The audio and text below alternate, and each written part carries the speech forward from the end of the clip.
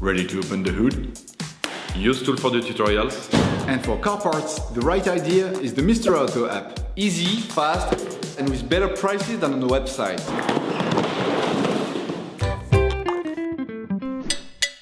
You will find the TRW steering ball joints used in the video through the link in the description. Turn your engine off and engage the parking brake. Loosen the lug nuts on the front wheels. Check the front of the vehicle. We strongly suggest that you watch the tutorial, checking your vehicle safely before carrying out this step. And set the vehicle on jack stands. To be able to change the steering ball joint on your vehicle, you must take the wheels off to gain full access to the steering system. Don't forget to slide the wheels under the vehicle. You can now see the steering ball joint. The components to be removed are very often seized up, so feel free to brush them and to use anti-seize lubricant to make removal easier.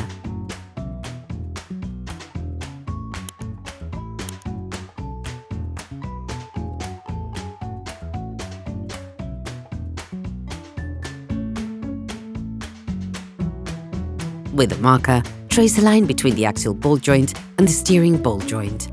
This will be useful later on during disassembly and reassembly. Using a 19mm spanner, begin by loosening the nut on the steering ball joint on the side facing the axial ball joint. Hold the ball joint with a 19mm spanner to prevent it from rotating. The lock nut is there to prevent any rotation of the two parts towards each other, which could affect the alignment of your vehicle.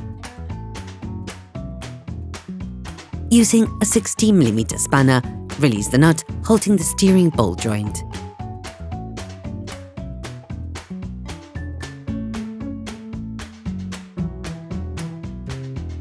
It is now time to release the ball joint from its socket. To do this, use a ball joint remover, which will allow you to easily take the ball joint out of its socket.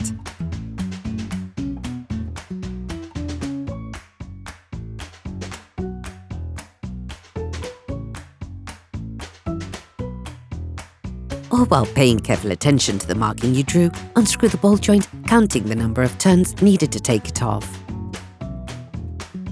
This will give you a helpful ballpark upon reassembly. For greater accuracy, we advise you to measure the distance between the lock nut and the end of the axial ball joint using a caliper. Even if you do, an alignment check will have to be carried out by a professional after having performed this operation. Remove the lock nut from the axial ball joint.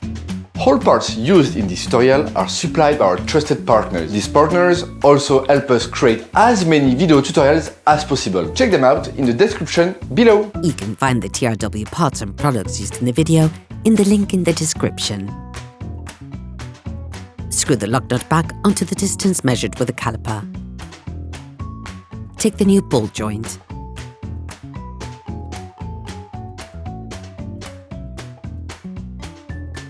Push the ball joint in until it touches the lock nut. As you do this, you will affect the steering system of your vehicle. A professional alignment check should be performed to adjust the steering system and to ensure that it functions perfectly.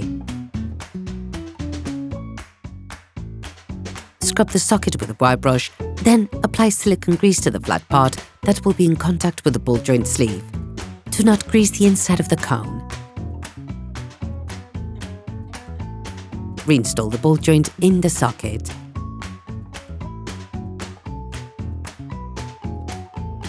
Install the lug nut with a new piece and tighten it using a socket wrench and a Torx 16 bit.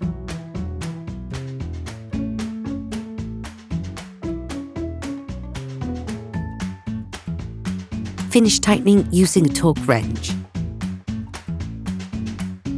Finish tightening the lug nut by holding the steering ball joint with a 19mm spanner to avoid damaging it.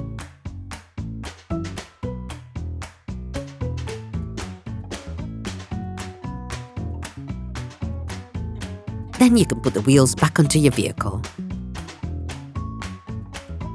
Lower the car to the ground and tighten the wheels correctly. Operation completed.